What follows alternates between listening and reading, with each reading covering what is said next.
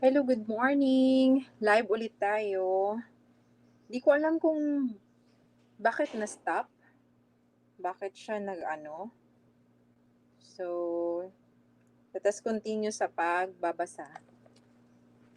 Naputol tayo dito sa The Maturity Continuum.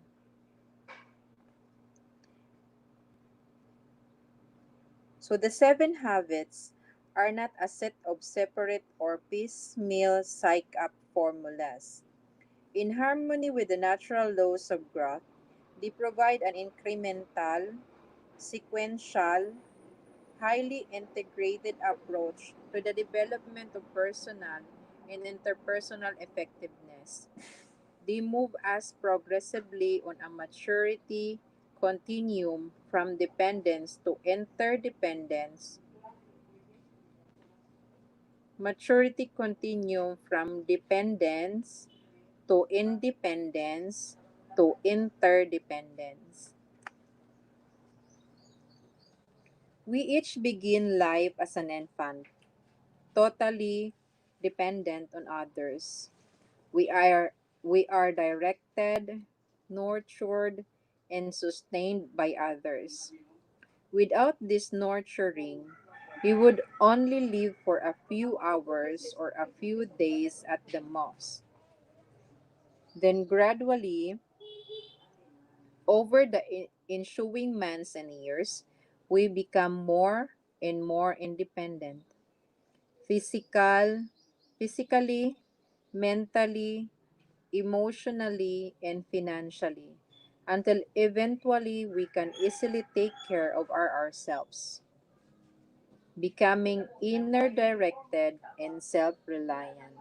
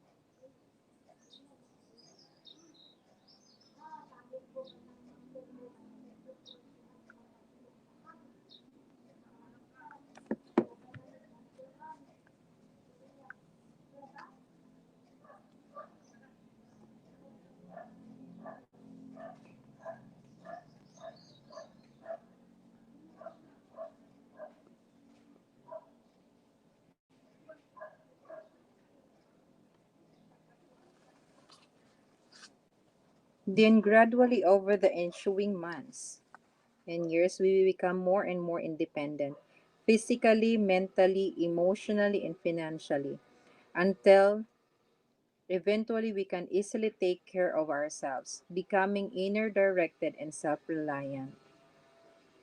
As we continue to grow and mature, we become increasingly aware that all of our nature is interdependent, that there is an ecological system that governs nature, including society.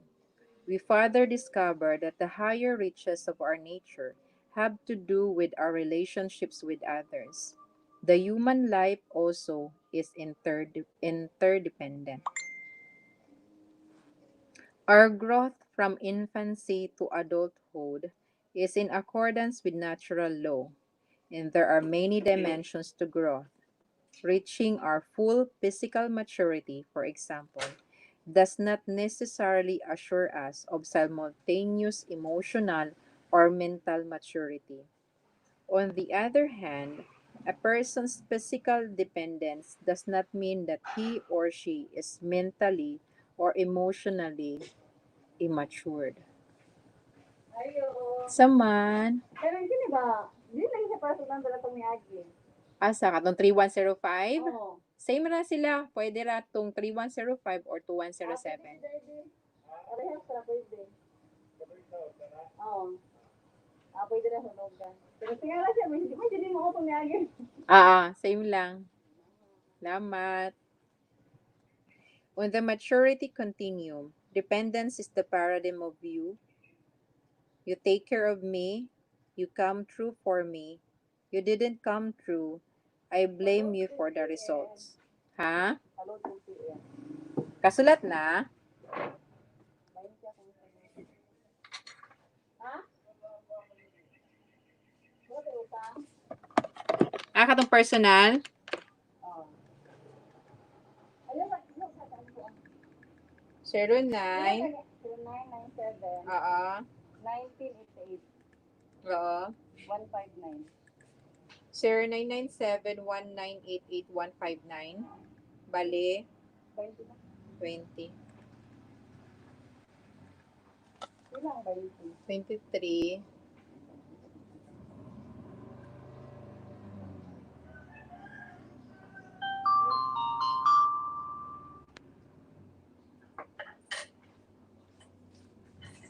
Thank you.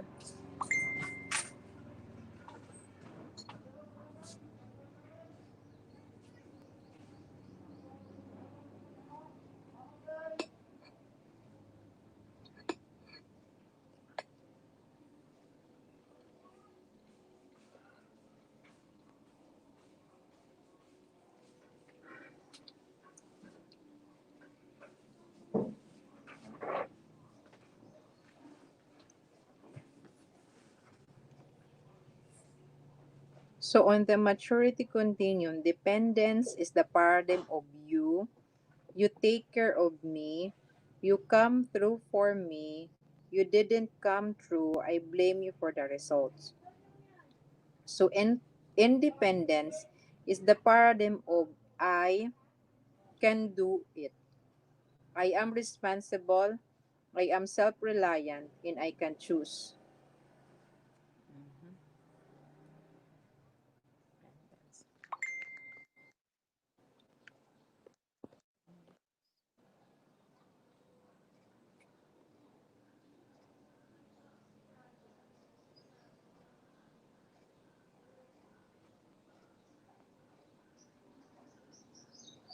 So dependence. So yung maturity continuum pala is from dependence, which is ang dependence is the paradigm of you. You take care of me. You come through for me. You didn't come through and I blame you for the result. Well, pag nakaano na tayo dito sa independence,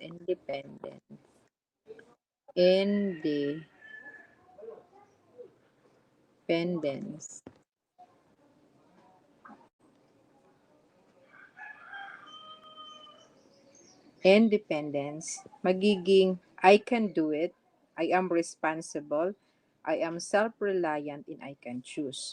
Pero dito sa interdependence, excuse me,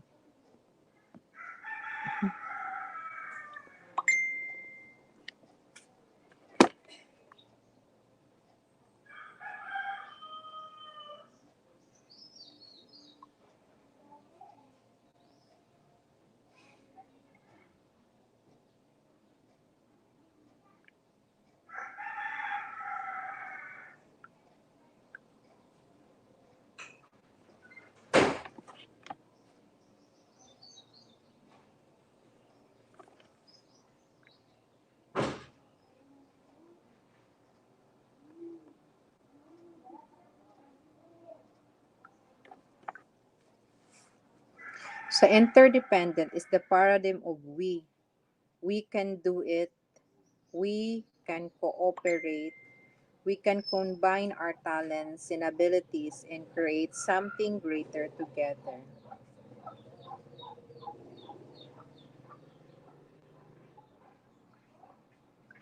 Hello. Hi, Steph.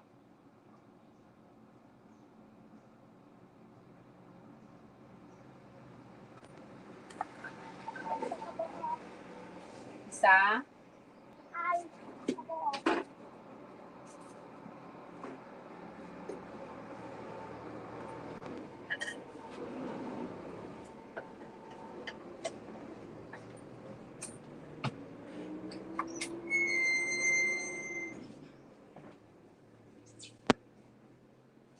we can combine our talents and abilities and create something greater together. Dependent people need others to get what they want. Independent people can get what they want through their own effort. Interdependent people can combine their own efforts with the efforts of others to achieve their greatest success.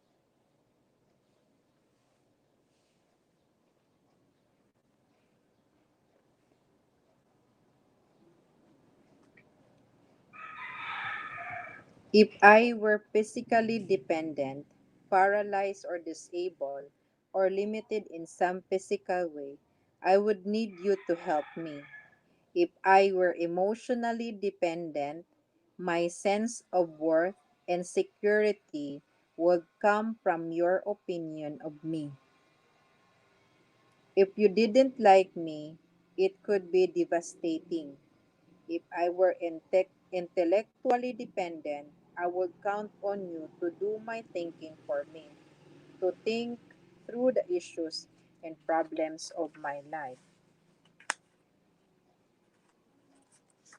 If I were independent physically, I could pretty well make it on my own. Mentally, I could think my own thoughts.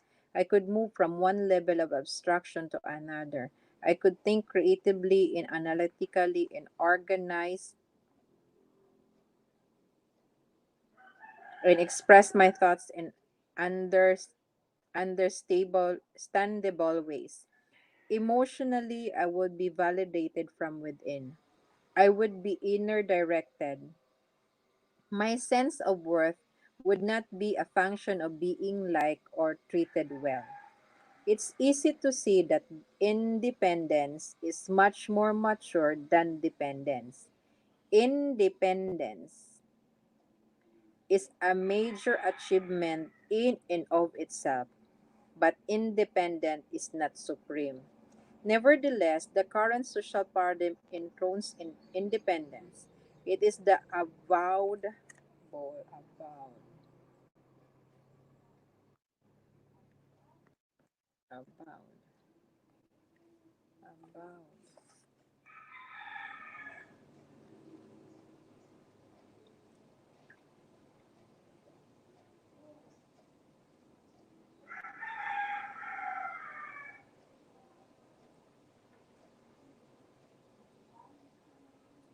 that has been asserted, admitted, or stated publicly. Mm, avowed. It is the avowed goal of many individuals and social movement. Most of the self-improvement materials puts independence on the pedestal as though communication, teamwork, and cooperation were lesser values. But much of our current emphasis on independence is a reaction to dependence, to having others control us, define us, use us, and manipulate us. So, but much of our current emphasis on independence is a reaction to dependence. The little understood concept of interdependence appears to many to smack of dependence, and therefore we find people open for selfish reasons leaving their marriages, abandoning their children, and forsaking all kinds of social responsibilities, all in the name of independence.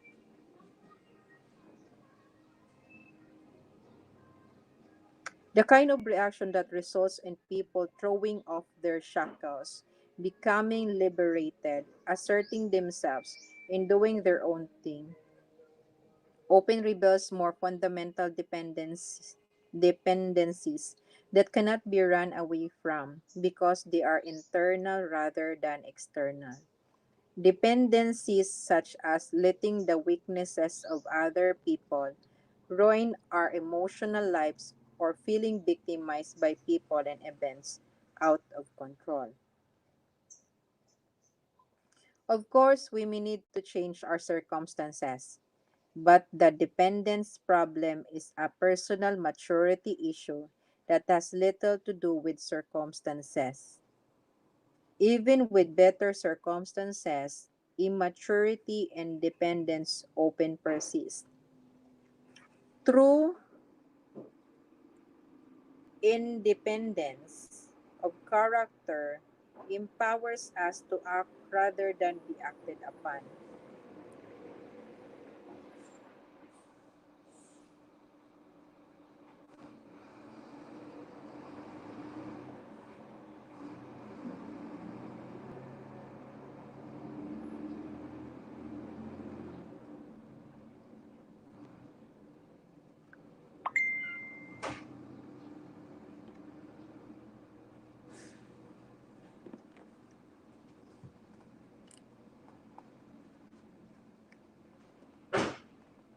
True independence of character empowers us to act rather than be acted upon.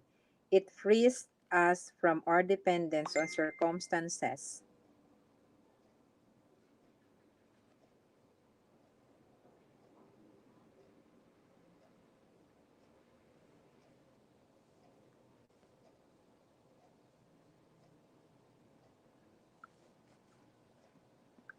In other people and is a worthy, liberating goal, but it is not the ultimate goal in effective living. Independent thinking alone. Independent thinking alone is not suited to interdependent reality.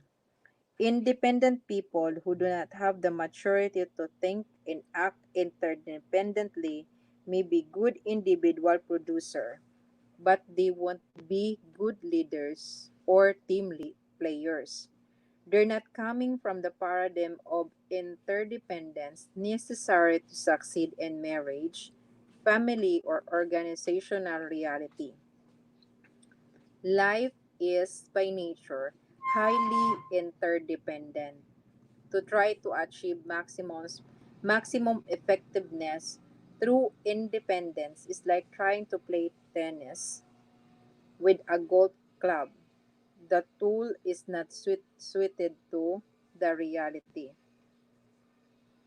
To try to achieve maximum effectiveness through independence is like trying to play tennis with a golf club. The tool is not suited to the reality.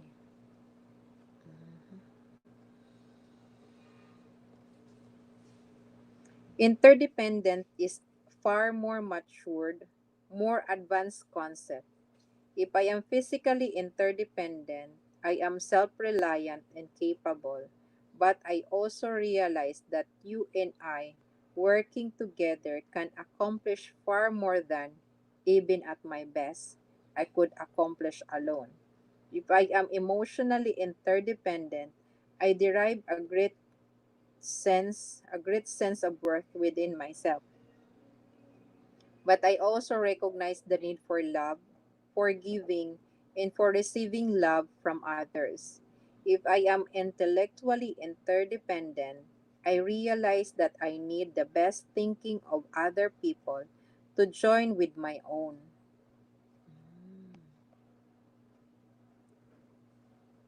As an interdependent person, I have the opportunity to share myself deeply, meaningfully, with others, and I have access to the vast resources and potential of other human beings. Interdependent is a choice only independent people can make. Dependent people cannot choose to become interdependent. They don't have the character to do it. They don't own enough of themselves. That's why habits 1, 2, and 3 in the following chapter deals with self-mastery. They move a person from dependence to independence. They are the private victories, the essence of character growth. Private victories precede public victories. Private victories precede public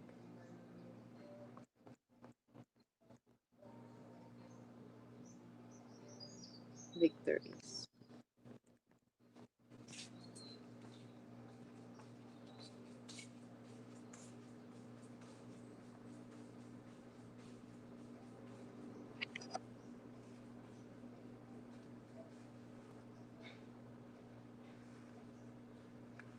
You can't invert that process anymore that you can harvest a crop before you plant it. It's inside out.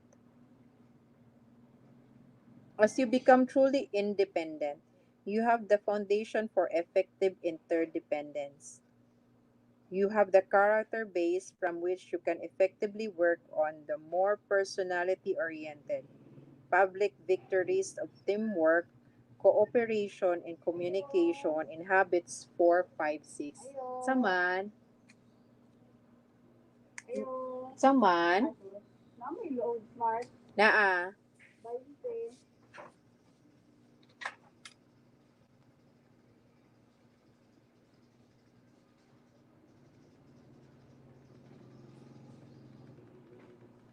09,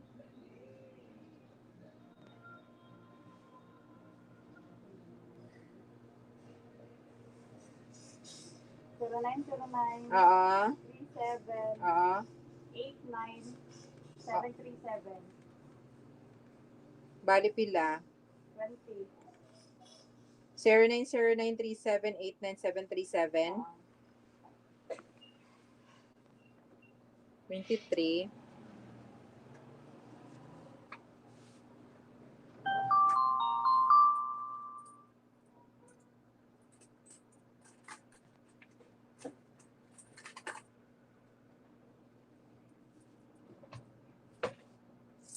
ala, okay.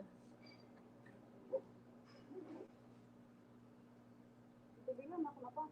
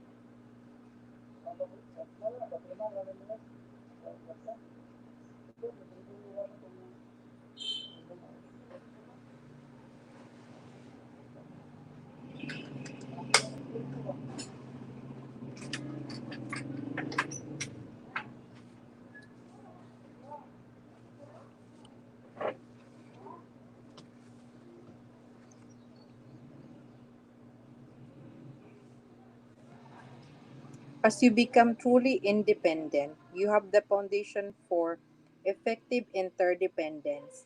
You have the character base from which you can effectively work on. Shh! Te! Bawal, te!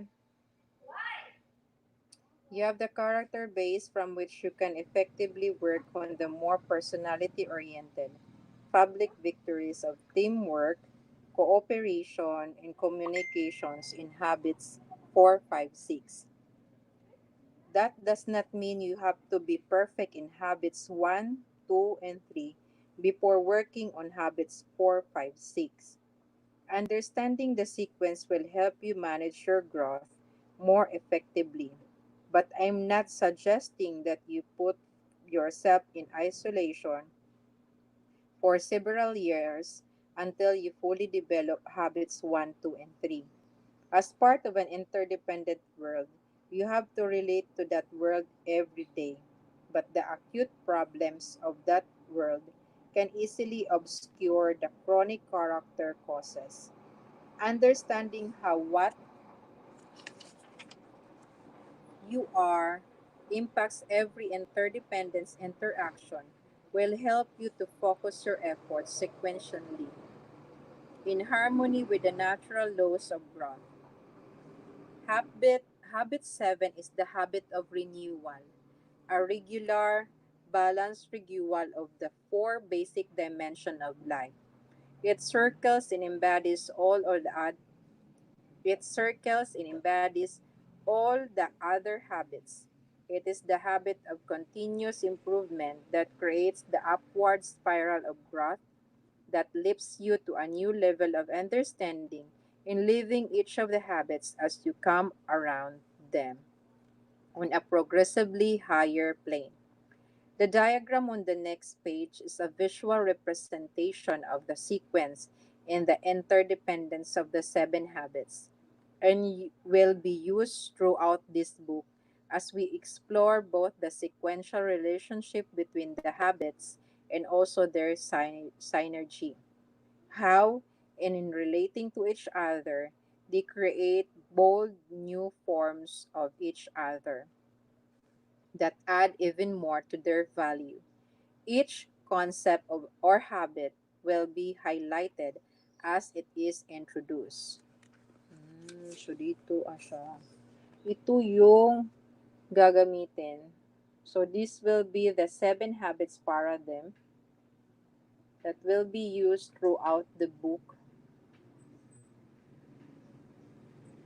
Interdependence.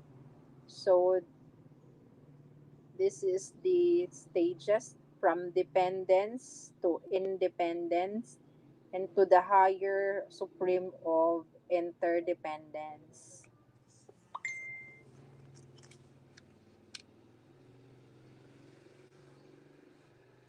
Effectiveness defined. The seven habits are habits of effectiveness.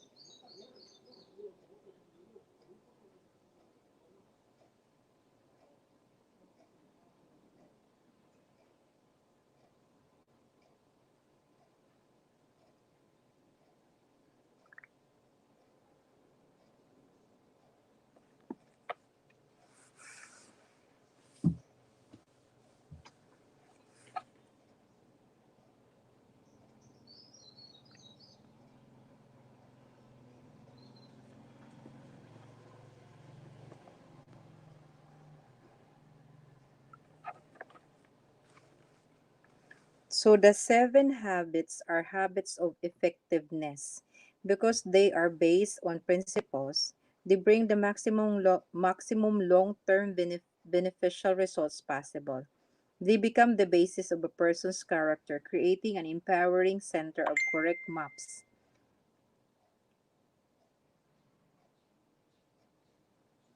from which an individual can effectively solve problems, maximize opportunities, and continually learn and integrate other principles in an upward spiral of growth.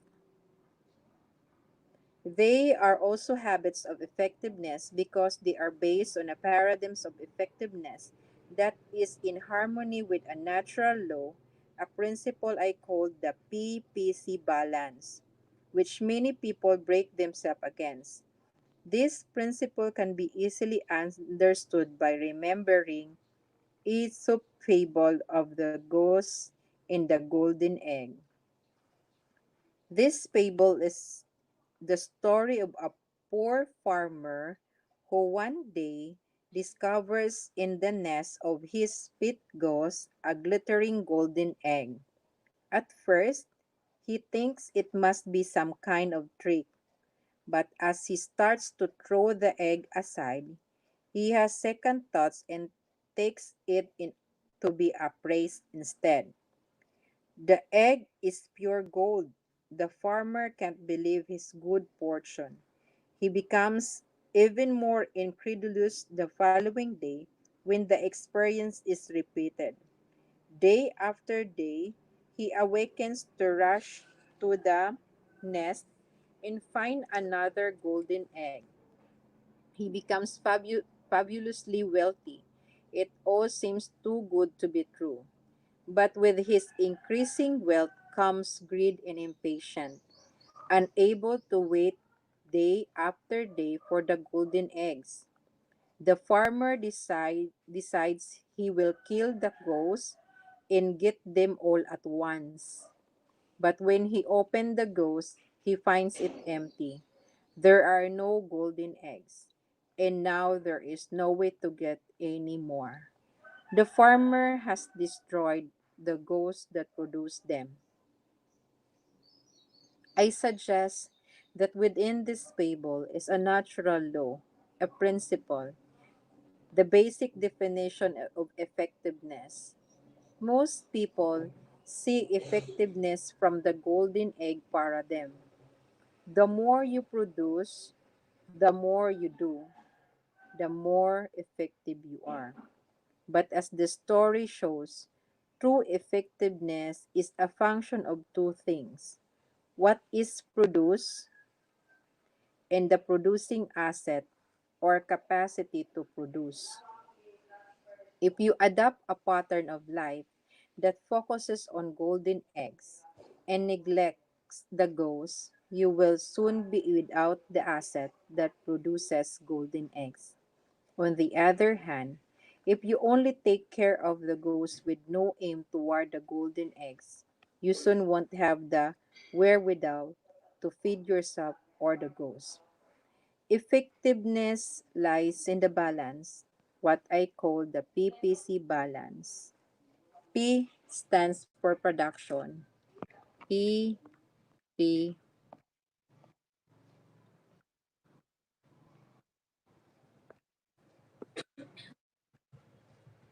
PPC balance.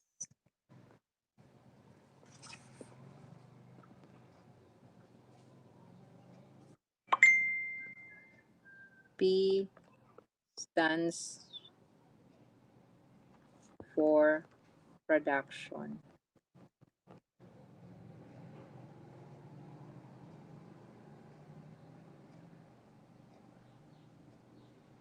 Of desired results. And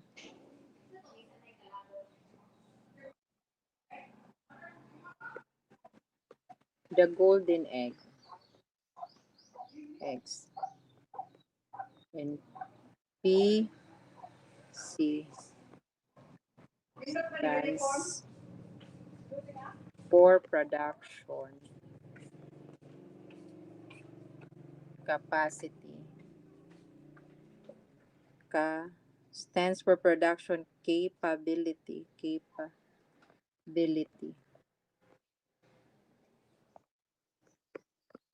the ability or asset that produce the golden egg.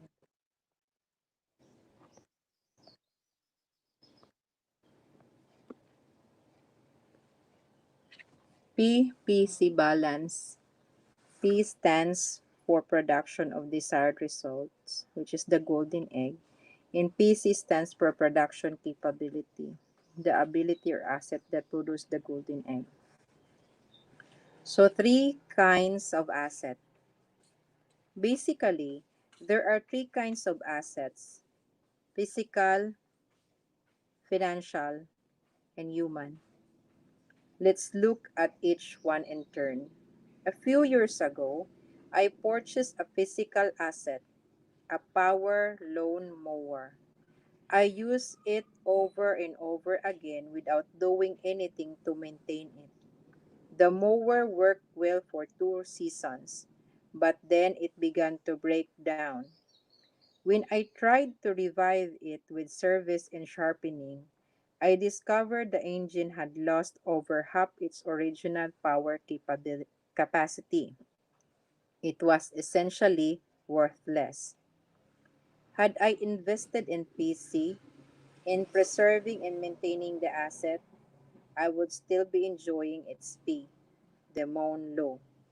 As it was, I had to spend far more time and money replacing the mower than I ever would have spent had I maintained it. It simply wasn't effective. In our quest for a short-term returns or results, we often ruin a prized physical asset, a car, a computer, a washer or dryer, even our body or our environment. Keeping P and PC in balance makes a tremendous difference in the effective use of physical assets. It is also powerful impacts the effective use of financial assets. How often do people confuse principal with interest? Have you ever embedded principal to increase your standard of living, to get more golden eggs? The decreasing principal has decreasing power to produce interest or income, and the dwindling capital becomes smaller and smaller until it no longer supplies even basic needs. Our most important financial asset is our own capacity to earn. If we don't continually invest in improving our own PC, we severely limit our options. We're locked into our present situation, running scared of our corporation or our boss opinions of us, economically dependent and defensive. Again, it simply isn't effective. In the human area, the PPC balance is equally fundamental, but even more important because people control physical and financial assets. When two people in a marriage are more concerned about getting the golden eggs, the benefits, than they are in preserving the relationship that makes them possible, they often become insensitive and inconsiderate, neglecting the little kindness and courtesies so important to a deep relationship. They begin to use control levers to manipulate each other, to focus on their own needs, to justify their own position, and to look for evidence to show the wrongness of the other people. The love, the richness, the softness, and spontaneity begin to deteriorate. The ghost gets sicker day by day.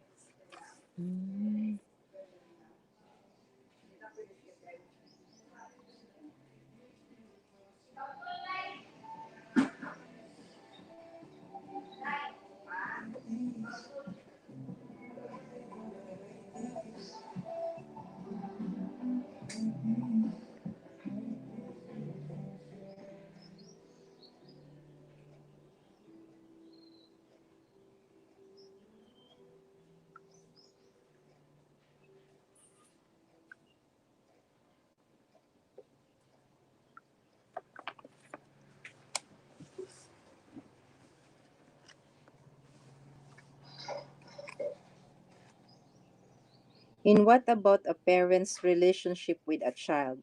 When children are little, they are very dependent, very vulnerable. It becomes so easy to neglect the PC work, the training, the communicating, the relating, the listening. It's easy to take advantage, to manipulate, to get what you want the way you want it, right?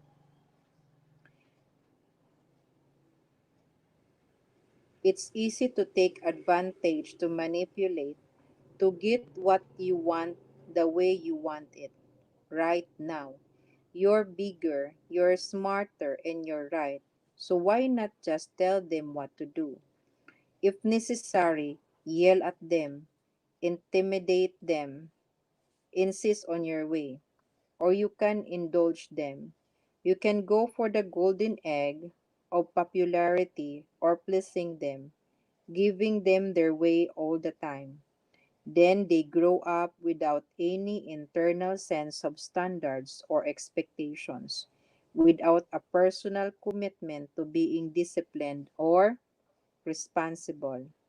Either way, authoritarian or permissive, you have the golden egg mentally. You want to have your way or you want to be liked. But what happens? Meantime to the ghost. What sense of responsibility, of self discipline, of confidence in the ability to make good choices or achieve important goals is a child going to have a few years down the road? And what about relationship?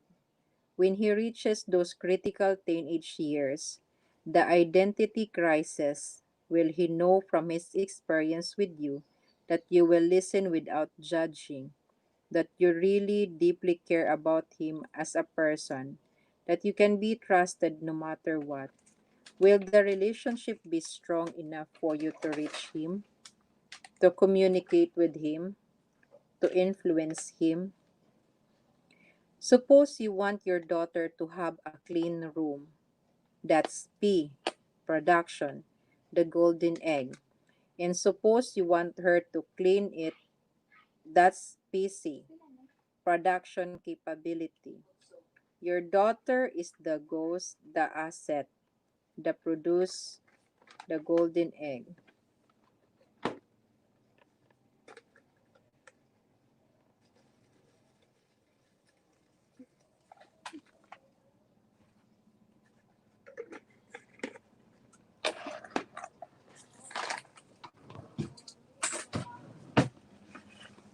If you have P and PC in balance, she cleans the room cheerfully without being reminded because she is committed and has the discipline to stay with the commitment. She is a valuable asset, a ghost that can produce golden eggs. But if your paradigm is focused on production, on getting the room clean, you might find yourself nagging her to do it. You might even escalate your efforts to threatening or yelling. In your desire to get the golden egg, you undermine the health and welfare of the ghost.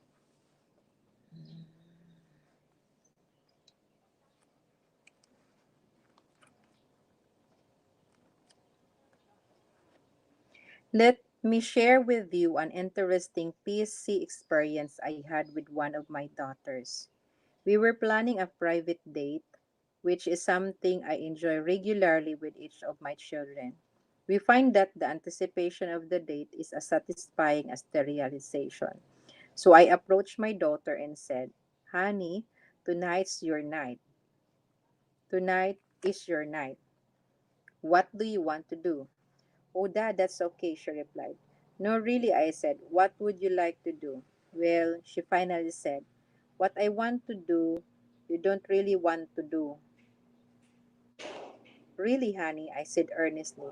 "I want to do it, no matter what. It's your choice." "I want to go see Star Wars," she replied. "But I know you don't like Star Wars.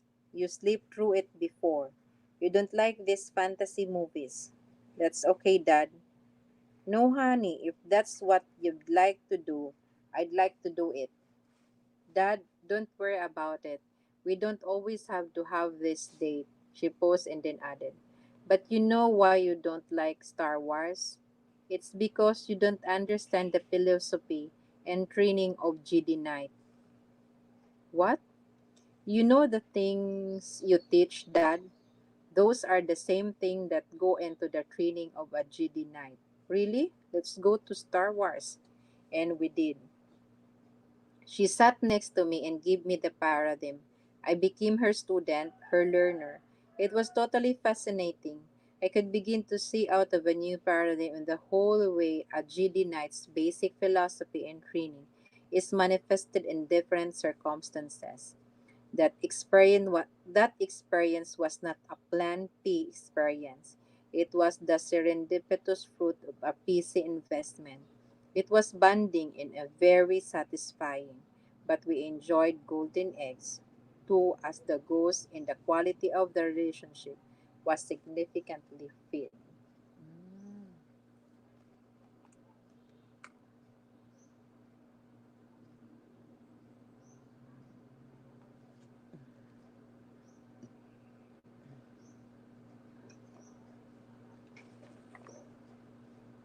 Sana.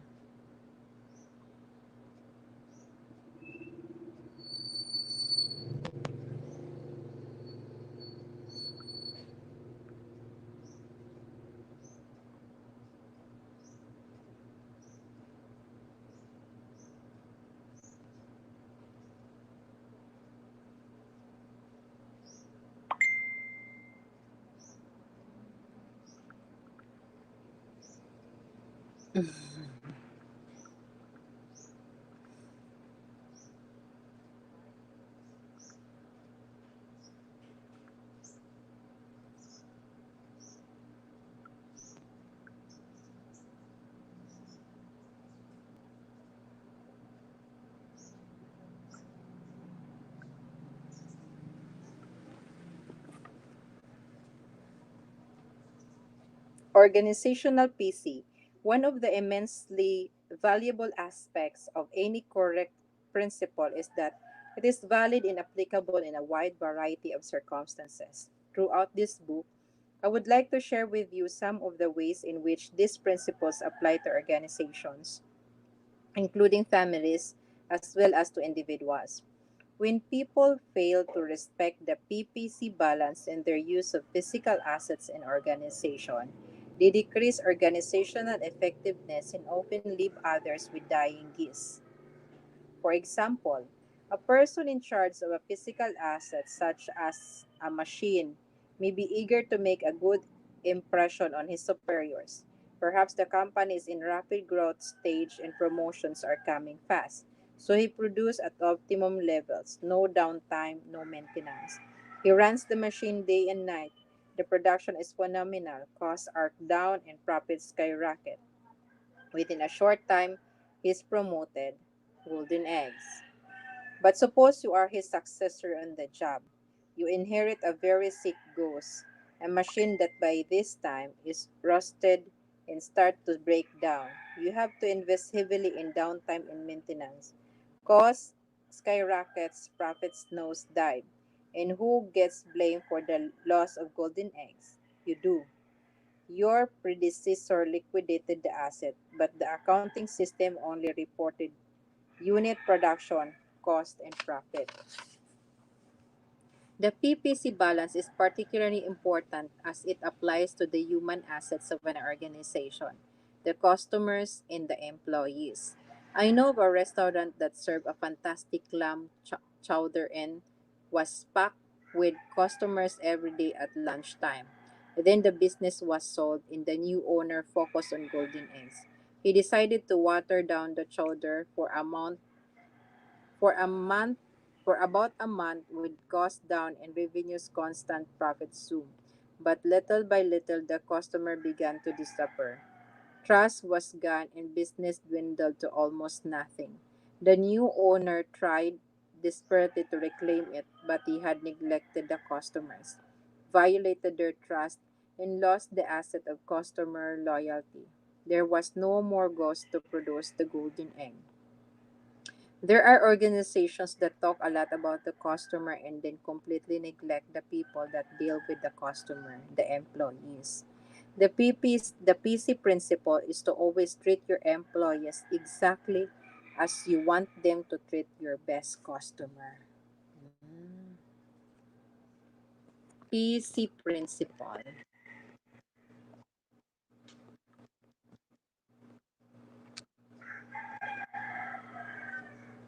Always treat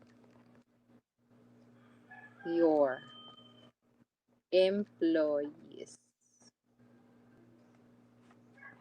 exactly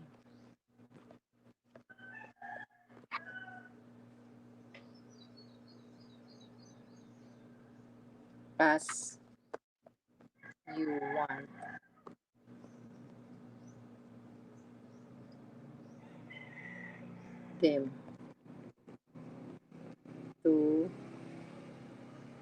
treat your best customers.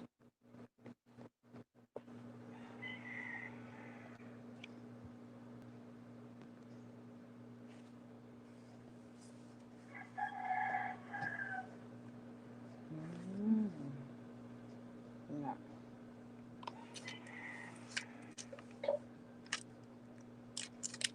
You can buy a person's hand, but you can't buy his heart. His heart is where his enthusiasm, his loyalty is. You can buy his back, but you can't buy his brain.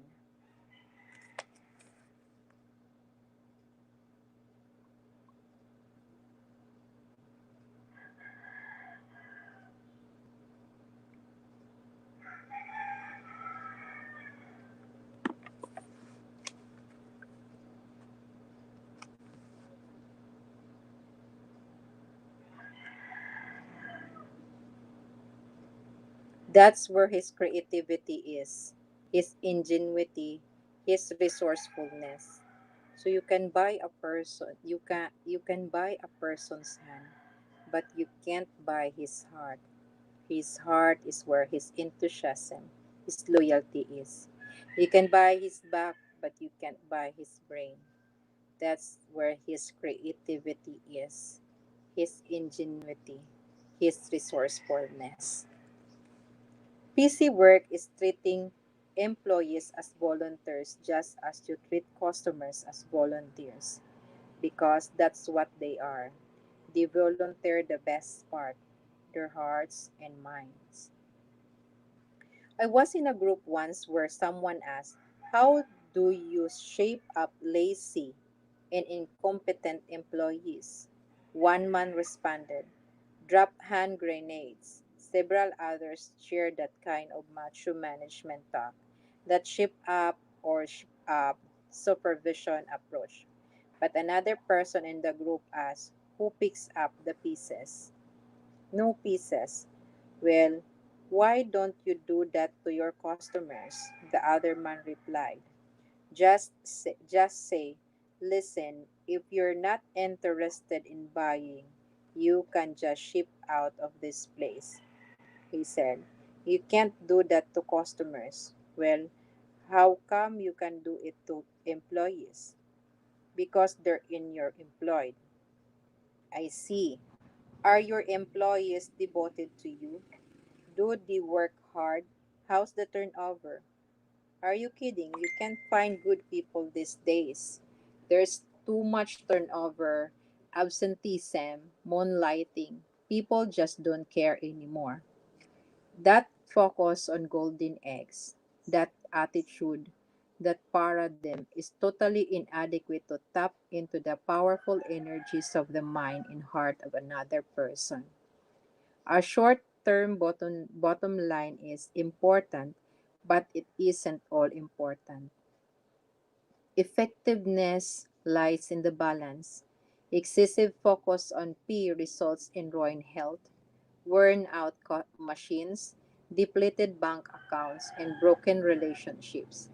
Too much focus on PC is like a person who runs 3 or 4 hours a day, bragging about the extra 10 years of life it creates, unaware he's spending them running. Or a person endlessly going to school, never producing, living on other people's golden egg, the eternal student syndrome.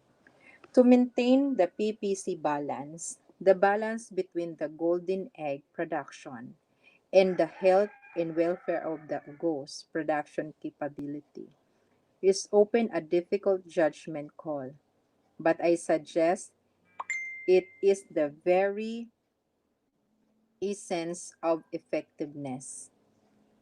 It balances short term with long term. It balances going for the grade in paying for the price to get an education.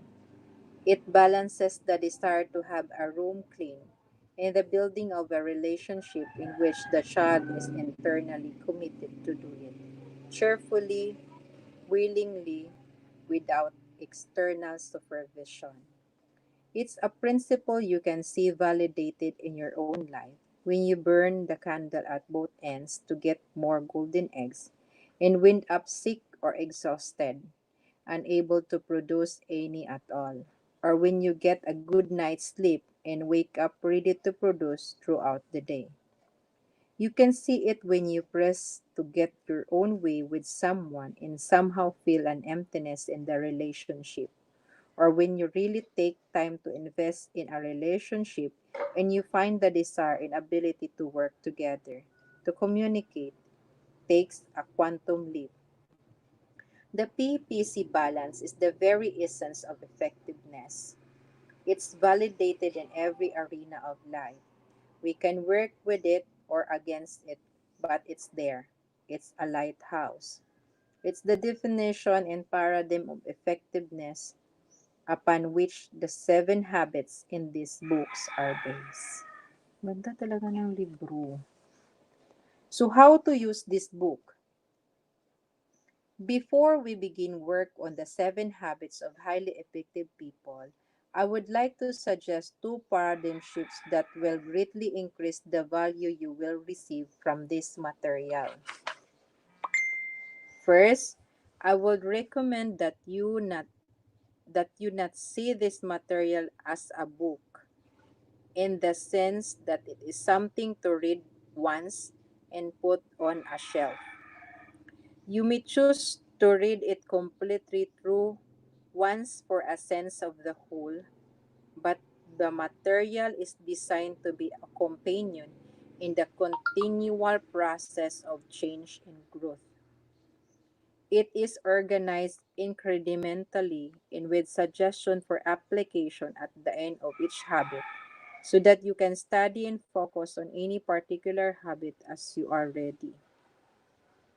As you progress to deeper levels of understanding and implication, you can go back time and again to the principles contained in each habit and work to expand your knowledge, skills, and desires. Second, I would suggest that you shift your paradigm of your own involvement in this material from the role of learner to that of teacher. Take an inside out approach and read with the purpose in mind of sharing or discussing what you learn with someone else within 48 hours up to you after you learn it. If you have known, for example, that you would be teaching the material on the PPC balance principle to someone else within 48 hours, would it have made a difference in your reading experience? Try it now as you read the final section in this chapter. Read as though you are going to teach it to your spouse, your child, a business associate, or a friend today or tomorrow, while it is still fresh, and notice the difference in your mental and emotional process. I guarantee that if you approach the material in each of the following chapters in this way, you will not only better remember what you read, but your perspective will be expanded. your understanding depend, and your motivation to apply the material increase. In addition, as you openly, honestly share what you're learning with others, you may be surprised to find that negative levels or perception others may have of you tend to disappear. Those you teach will see you as a changing, growing person and will be more inclined to the helpful and supportive as you work, perhaps together, to integrate the seven habits into your lives. What you can expect.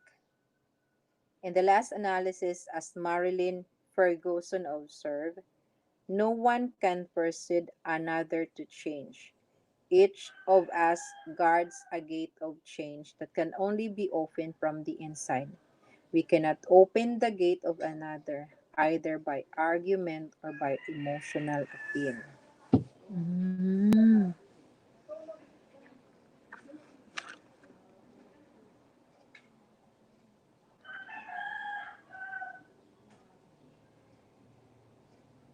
If you decide to open your gate to change, to really understand and live the principle embodied in the seven habits, I feel comfortable in assuring you several positive things will happen. First, your growth will be evolutionary, but the net effect will be revolutionary. Would you not agree that the PPC balance principle alone, if fully lived, will transform most individuals and organizations? The net effect of opening the gate of change to the first three habits, the habits of private victory, will be significantly increased self confidence. You will come to know yourself in a deeper, more meaningful way, your nature, your deepest values, and your unique contribution capacity. As you live your values, your sense of identity, integrity, control, and inner directness will infuse you with both exhilaration and peace. You will define yourself from within rather than by people's opinion or by comparisons to others. Wrong and right will have a little to do with being found out. Ironically, you'll find that as you care less about what others think of you, you will care more about what others think of themselves and their worlds, including their relationship with you. You'd no longer build your emotional life on other people's weaknesses. In addition, you'll find it easier and more desirable to change because there is something, some core deep within, that is essentially changeless. As you open yourself to the next three habits, the habits of public victory, you will discover and unleash both the desire and the resources to heal and rebuild important relationships that have deteriorated or even broken. Good relationship will improve, become deeper, more solid, more creative, and more adventuresome. The seven habits. The seventh habit, if deeply internalized, will renew the first. Saman.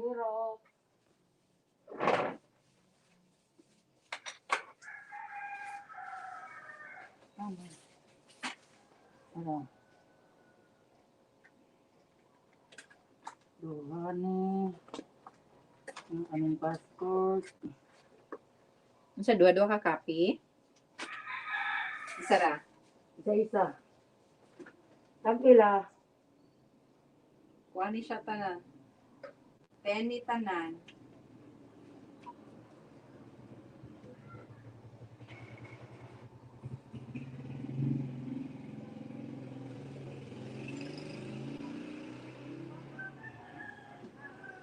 Alam ba yung Hindi.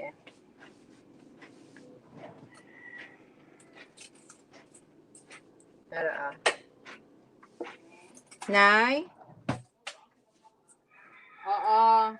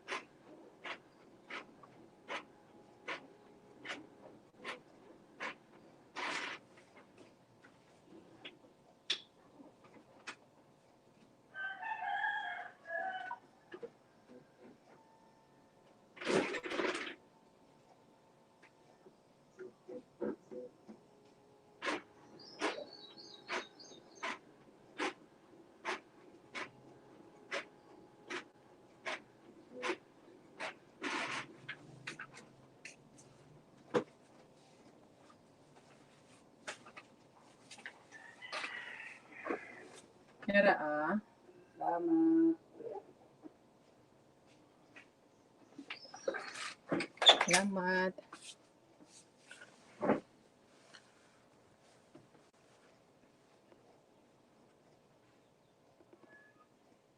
The seventh habit, the seventh habit, if deeply internalized, will renew the first six and will make you truly independent and capable of effective interdependence. Through it, you can charge your own batteries. Whatever your present situation, I assure you that you are not your habits. You can replace old patterns of self-defeating behavior with new patterns, new habits of effectiveness, happiness, and crew-based relationships. With genuine caring, I encourage you to open the gate of change and growth as you study these habits. Be patient with yourself. Self growth is tender, it's holy ground. There is no greater investment. It's obviously not a quick fix, but I assure you, you will feel benefits and see immediate payouts that will be encouraging. In the words of Thomas Paine, that which we obtain too easily, we esteem too lightly. It is dearness only which gives everything its value. Heaven knows how to put a proper price on its goods.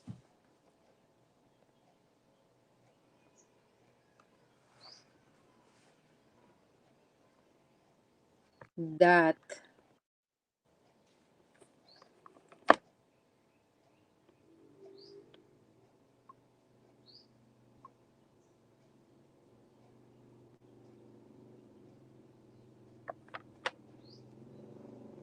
that which we obtain too easily,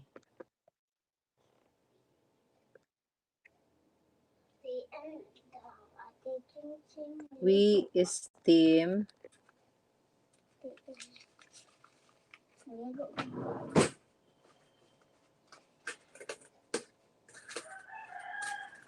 hmm,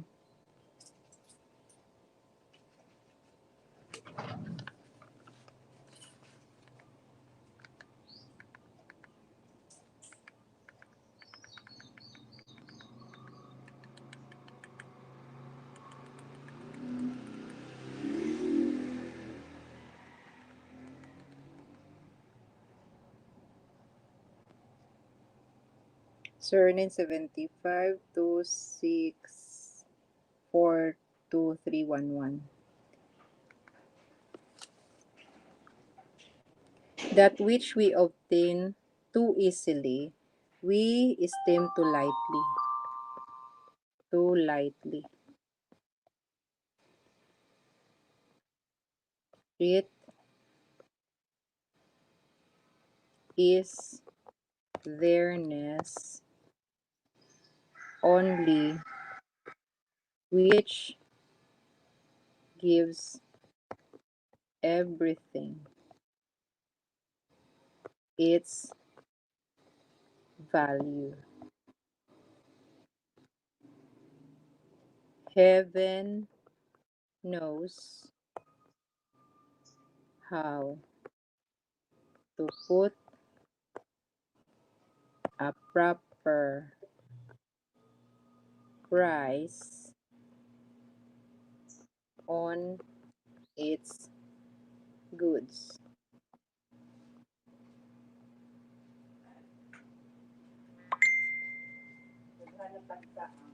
Hello! Message mo ako. Sino itong nag-view?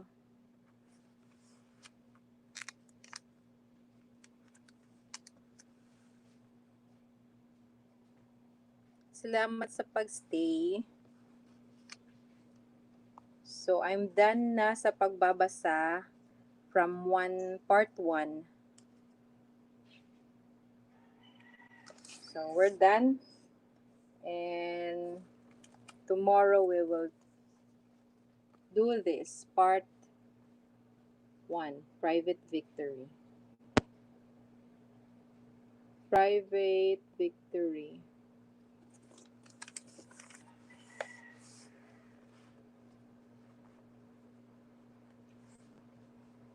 Thank you. Thank you. Thank you. Bye-bye. God bless everyone.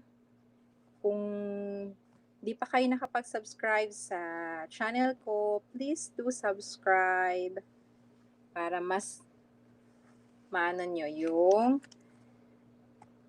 tawag dyan, yung channel ko, mas makilala nyo. Thank you and God bless. Bye-bye!